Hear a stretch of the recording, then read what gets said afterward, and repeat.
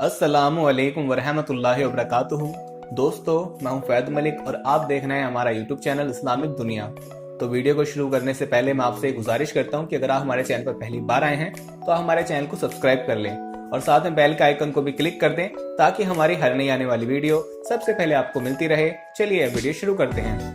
दोस्तों, एक लड़की की शादी को 7 साल का अरसा बीत गया, मगर वो औलाद की नेमत से महरूम थी।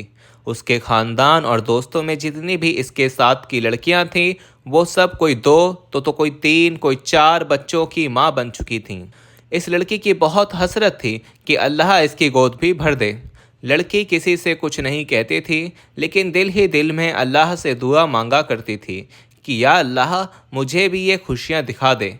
दोस्तों, इस लड़की की सारी सहेलियां, यहाँ तक कि इसके ससुराल में जितनी शादियां इसके बाद हुई थीं, वो सब साहिबे औलाद हो चुकी थीं।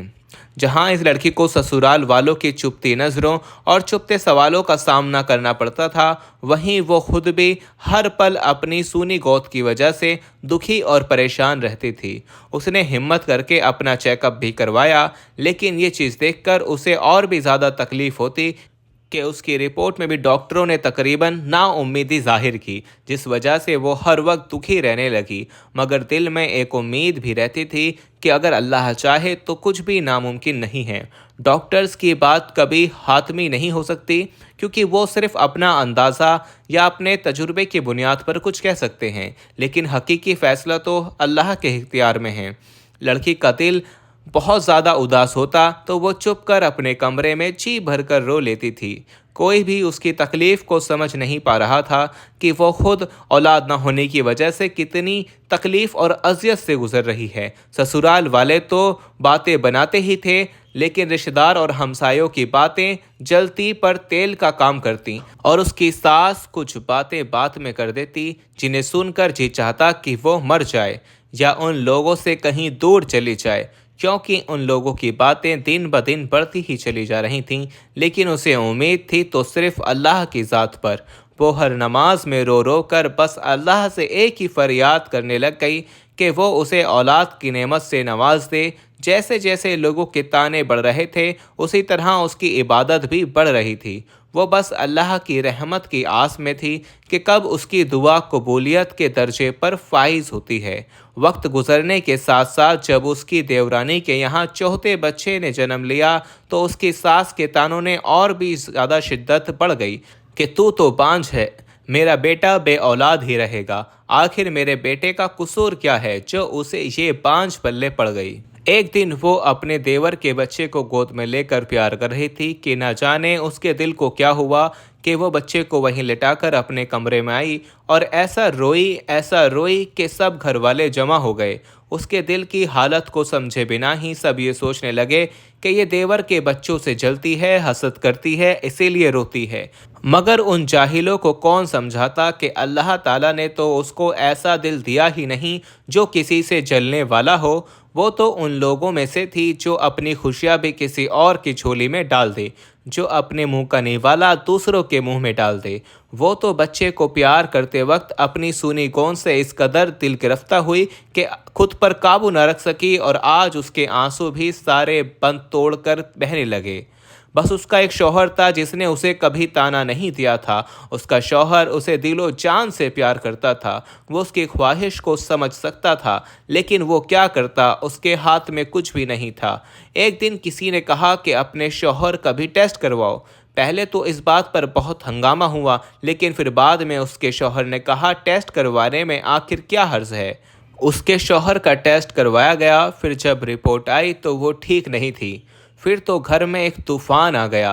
सब कहने लगे कि अब इस लड़की को फारिग करो, हम तुम्हारी दूसरी शादी करेंगे। लेकिन उसका शौहर किसी सूरत में भी उसे तलाक देने को तैयार नहीं था। शौहर की मोहब्बत में एक ज़र्रा बराबर भी कमी नहीं आई थी, बल्कि वो उसकी दिलचोही इस अंदाज में करता कि अल्लाह को मंजूर होगा तो हमें औलाद ज़रूर होगी, اور اگر اللہ کو منظور ہی نہیں تو ہم اس پر بھی اللہ کے شکر گزار ہیں۔ اس نے اپنے شوہر سے کہا کہ آپ دوسری شادی کر لیجئے، مگر وہ اپنی بیوی سے بہت پیار کرتا تھا، اس لیے کسی بھی صورت میں نہیں مانا۔ ایک دن اس کی ساس نے بہت لال تان کی، یہاں تک کہہ دیا کہ تم چاہتی ہی نہیں کہ ہمارے گھر خوشیاں آئیں، میرے بیٹے کا بھی کوئی وارث ہو، تم بد ذہن ہی نہیں بد دماغ بھی ہو۔ ساس کی جلی کٹی باتیں سن کر وہ بہت پریشان ہوئی۔ اس نے وضو کیا اور نماز کے لیے کھڑی ہو گئی۔ جب دعا کے لیے ہاتھ اٹھائے تو ایسی دقت طاری ہوئی کہ کچھ نہ بولا جائے، وہ کچھ بھی بول نہیں پا رہی تھی۔ پھر سجدے میں گر کر اللہ سے فریاد کرنے لگی، یا اللہ، اگر تو نے مجھے بے اولاد رکھنا ہے تو تو نے مجھے اس دنیا میں عورت کے روپ میں کیوں بھیجا؟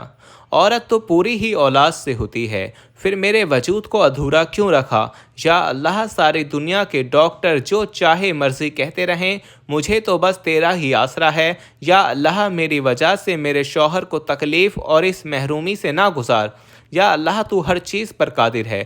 وہ عورت سجدے میں اور بھی دعا مانگتی رہی، یا اللہ، تجھے تیرے حبیب حضرت محمد صلی اللہ تعالیٰ علیہ وسلم کی پیاری زلفوں کا واسطہ ہے، مجھے اولاد کی نعمت سے مالا مال کر دے۔ اس رات سجدے میں رو رو کر اس نے ایسی فریاد کی، اس کی آہوں پکار سن کر کائنات کی ہر چیز شاید اس کی سفارشی بن گئی اور اللہ پر اس کا بھروسہ جیت گیا۔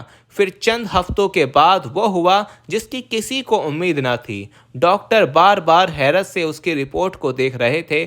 پھر اس کو زندگی کی نویل سنائی گئی کہ وہ ماں بننے والی ہے۔ یہ سنتے ہی وہ عورت بنا کسی کے پرواہ کیے ہوئے اسپتال کے فرش پر سجدہ ریز ہو گئی اور اللہ کا شکر ادا کیا، یا اللہ، تیرا شکر ہے، تیرا کرم ہے، مجھ گناہگار کی تو نے سن لی۔ دیکھا دوستو، آج کی ویڈیو سے ہمیں یہ سبق ملتا ہے، چاہے کچھ بھی ہو جائے، کبھی بھی کسی بھی حالت میں مایوس نہیں ہونا چاہیے۔ بے شک اللہ جو چاہے وہ کر سکتا ہے، وہ ہر چیز پر قادر ہے۔ لوگ کچھ بھی کہیں، بس اللہ تعالیٰ پر مکمل بھروسہ رکھیں، نہ کبھی کسی کا برا سوچیں، نہ کبھی برا کریں، دل کے ضمیر کو ہمیشہ پاک رکھیں۔ پیارے دوستو، ایک دوسرے کے لیے دعائیں مانگنا بہت اچھا اور بہترین عمل ہے، اس لیے ایک دوسرے کے لیے دعائیں مانگا کریں۔ اللہ رب العزت کی بارگاہ میں ہم دعا کرتے ہیں کہ ہمارے وہ بھائی اور وہ بہنیں جو بے اولاد ہیں، اللہ رب العزت سب کو نیک اولاد کی نعمت سے نوازے۔ اللہ نے جنہیں بیٹیاں دی ہیں انہیں اولاد نرینہ یعنی بیٹے عطا فرمائیں، اور جن کو اللہ نے بیٹے دیے اللہ ان کو خاتون جنت کے صدقے بیٹیاں عطا کرے، آمین یا رب العالمین۔ دوستو، آج کے ویڈیو میں بس اتنا ہی۔